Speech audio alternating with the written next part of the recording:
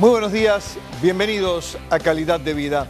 El fenómeno de las sectas crece en el mundo y en nuestro país. ¿Cómo operan? ¿Cuál es el papel de los líderes autoritarios? ¿Qué función cumplen los adeptos? ¿Qué objetivos mueven a la mayoría de estas sectas? Todo eso lo analizamos esta mañana. Miles de personas son afectadas por sectas en Uruguay. El fenómeno sectario existe desde varios años y el número de grupos que residen en nuestro territorio va en aumento. Hoy te contamos más sobre el tema sectas. Y lo vamos a analizar el tema en profundidad con calificados expertos. A mi lado está Néstor da Costa, él es director académico del CLAE y es auténticamente un experto en el tema sectas, lo mismo que nuestro otro invitado en piso, el licenciado Álvaro Farías, psicólogo. Con ellos vamos a dialogar a lo largo de la mañana. Pero antes de ir a nuestros panelistas, una primera parte de una nota imperdible sobre el tema, naturalmente, con el sacerdote Miguel Pastorino. Bueno, el término técnico tiene dos raíces latinas, una que deriva justamente a cortar o separar, sectare, es decir, son los separados. En su sentido originario no es negativo. De hecho, muchas religiones surgieron como secta, como separación de otra. Por ejemplo, Buda fundó el budismo como una secta dentro del hinduismo, o el cristianismo surge como una secta dentro del judaísmo. O sea que, en término técnico, en sí no dice nada positivo o negativo, sino que describe una situación. El término ha evolucionado. Después de los años 70 y 80, con las sectas suicidas, de los grupos de suicidios colectivos como Jim Jones y demás, la palabra secta se tornó sinónimo de lavado de cerebro, terrorismo religioso, fanatismo, delincuencia.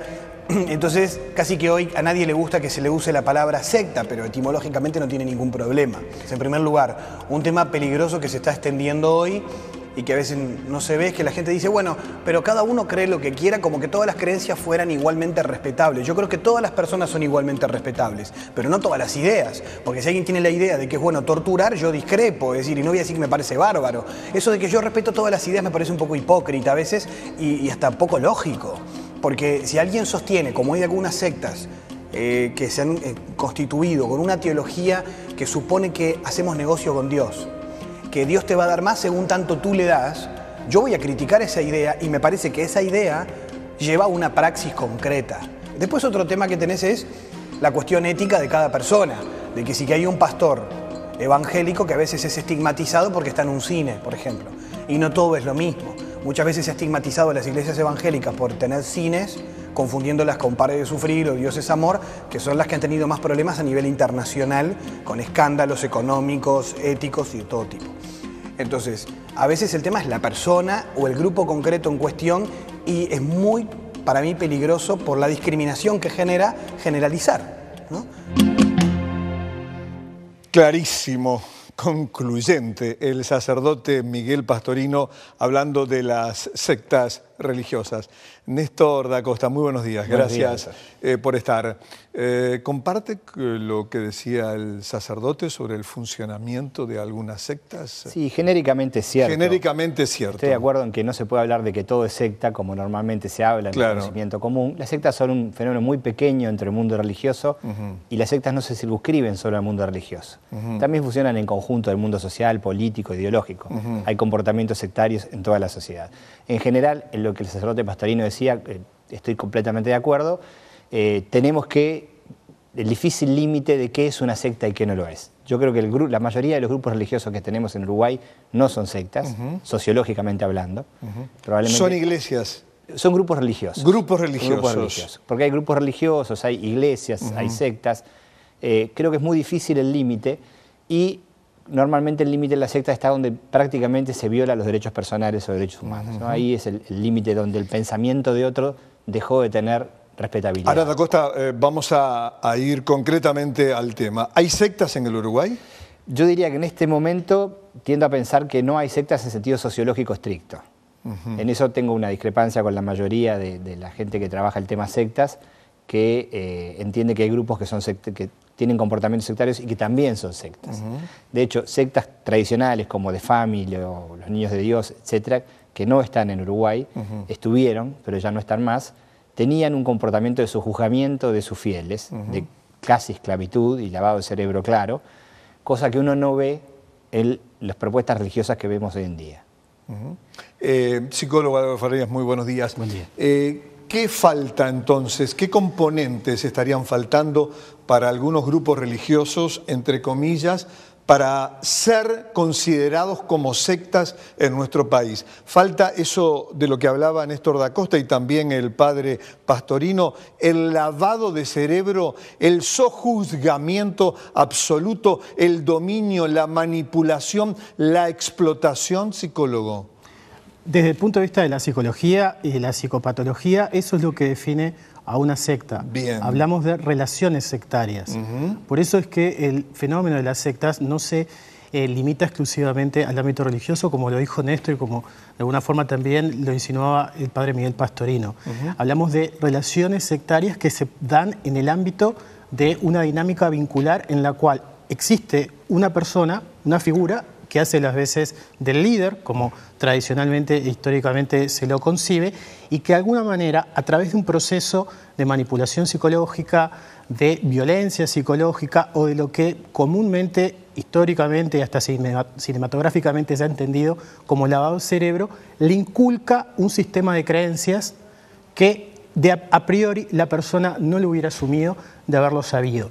Lo que desde la psicología definiría una secta, entonces sería ese programa de manipulación psicológica o de lavado de cerebro, como se lo conoce tradicionalmente. ¿Usted coincide con da Costa entonces que no hay sectas 100% con esas características en nuestro país? Creo que si abrimos el abanico y hablamos de relaciones sectarias, sí las hay. Y creo que ahí hay un matiz que tenemos con Néstor, porque él es sociólogo y yo soy psicólogo, y el fenómeno de las sectas, sí, me parece que la forma de entenderlo es como un fenómeno limítrofe, ¿no?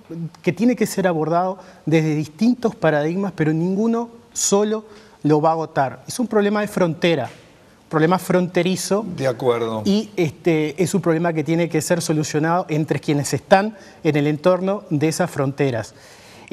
Desde mi punto de vista, creo que sí hay relaciones sectarias y en donde más predomina hoy en día es en el ámbito terapéutico de las llamadas terapias alternativas, que se entienda que no me estoy refiriéndome ampliamente en el término terapia alternativa, en donde muchas veces hay una persona que realiza tratamientos, generalmente del tipo psicoterapéutico, sin estar habilitado profesionalmente para ello.